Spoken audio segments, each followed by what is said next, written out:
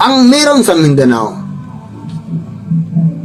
Kung gusto nyo rin ng gas, ang Luzon, walang gas. Yun ang wala sa Kaya nga ayaw ng Luzon na humulay dahil sa gas Sa Ligwasan March.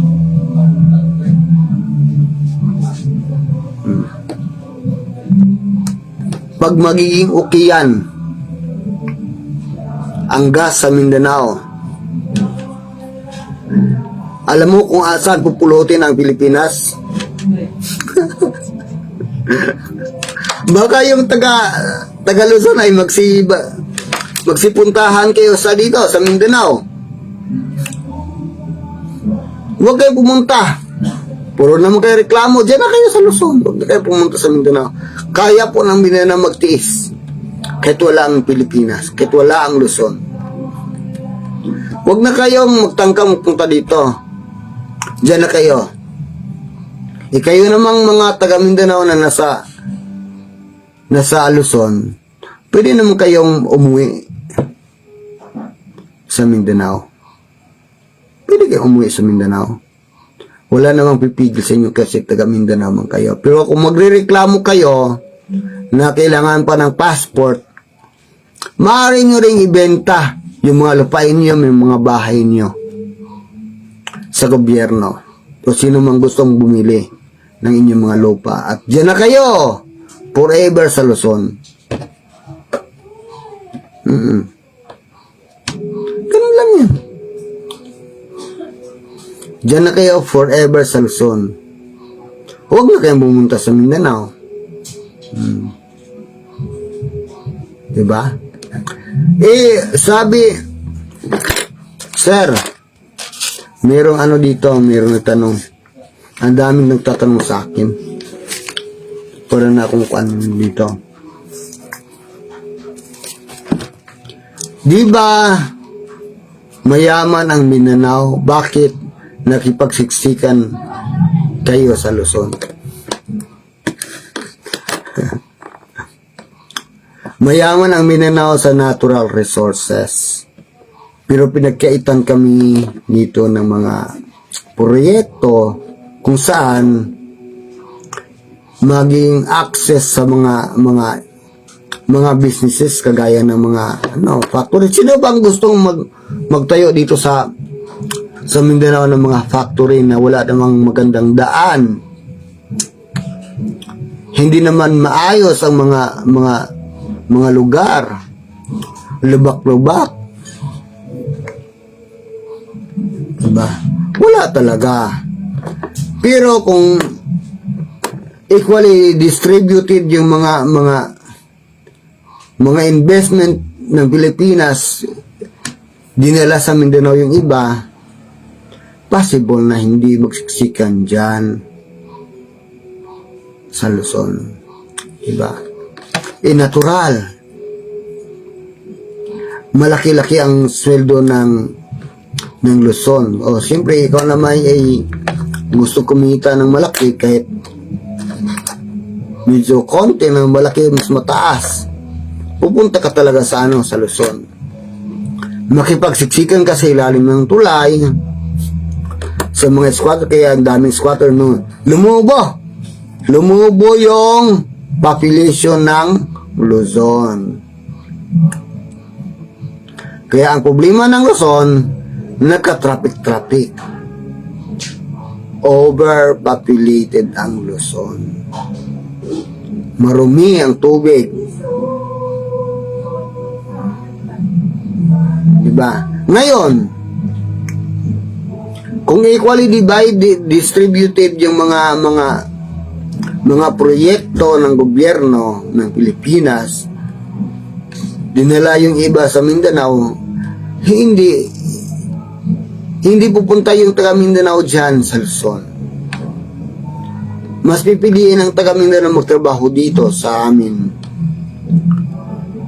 kaysa titira sa Luzon sa malit na kwarto at mabahong lugar sa ilalim ng tulay. Samantalang dito sa probinsya, ang ganda ng bahay, Merong sariling kwarto, malaki ang kusina, malaki ang sala, malawak ang bakuran. At presko ng hangin, mas dito pipiliin.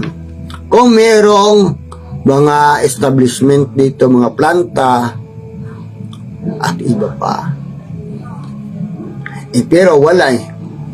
So, napipilitang lumipat. Kung baga, nag-abroad sa Luzon. Diba? Meron pang tanong. Maraming katanungan. Akala mo naman abogado ako, hindi naman ako abogado. Anong currency ang gagamitin nyo? Maghintay ka.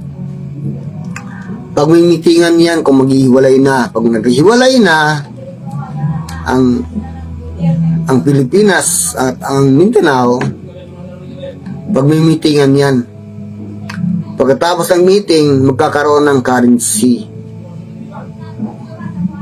Pinoproblema niyo yung anong currency ang gagamitin. Kung sasabihin mo ng piso, humiwalay na kayo. Humiwalay na kayo sa Pilipinas, bakit piso pa rin? Alam na. Alam mo kung bakit? Ang North Korea at ang South Korea, pareho ang currency.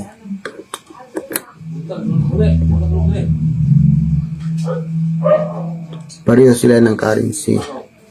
Pero iba't iba yung pareho ng currency tawag ng ng kanilang pera. Ang North Korea ay won din. Won ang kailang currency na KPW. Ang KPW ay pira ng North Korea na People's Republic of Korea. Ang South Korea naman, won din ang gamit ng pangalan ng pera nila na KRP. So, ang KRP ay currency ng South Korea, ng Republic of South Korea. So, iba-iba lang sila ng halaga. Let's say for example, won ng North Korea, magkano ang won? So, mas mababa naman ang won ng North Korea kaysa South Korea. Mas mataas ang South. Kasi ang North Korea, mas kurakot. So, mababa yung nila kaysa South. Mas mataas ang South.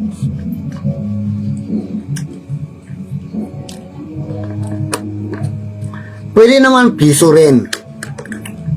Pero iba-iba yung currency ng halaga ng pera. Let's say for example, piso ng Mindanao.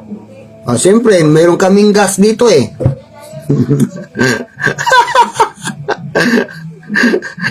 Mayroong gas ang Mindanao. So, mas mataas yung currency namin. Kung piso namin, sa inyo, 10 piso ang halaga. Piso lang sa amin.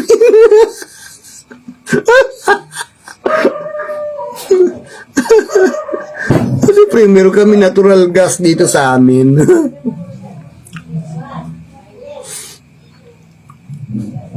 Piso kung piso ang currency ng Pilipinas, pwede rin naman na piso pa rin ang currency ng Mindanao. Magkaiba lang ng halaga. Sa Mindanao, merong natural resources na gas, merong natural gas. Siyempre, mas mataas yung currency namin kaya sa Pilipinas.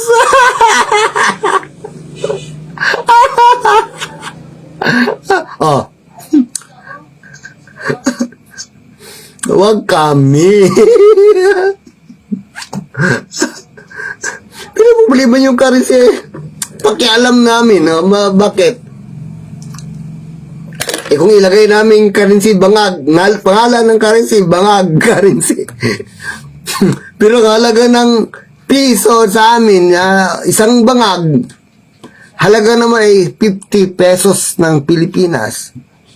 Mas gugustuhin mo pa pira ng bangag kaysa pira ng Pilipinas.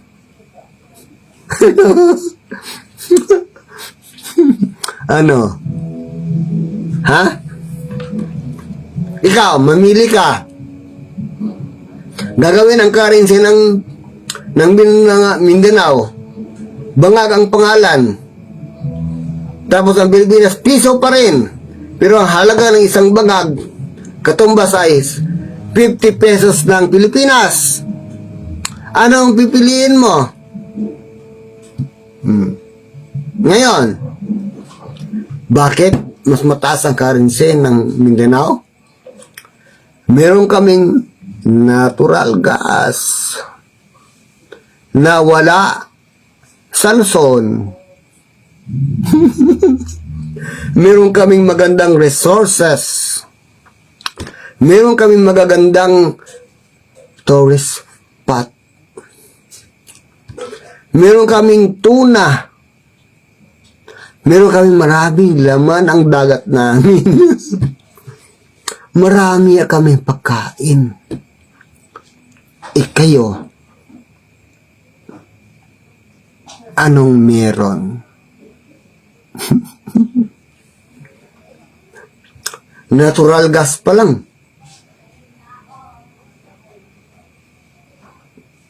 Wala na kayo. Kaya ayaw nyo. Kaya ayaw nyong humiwalay ang Mindanao. Diba? Hindi po kawalan ng Mindanao ang Luzon o ang Pilipinas. Kawalan ng Pilipinas o Luzon ang Mindanao. Goodbye.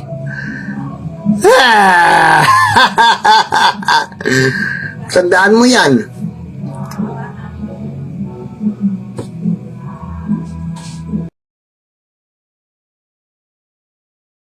Thanks for watching Part Neil TV channel. Please subscribe my YouTube channel. Follow, like, comment, and share.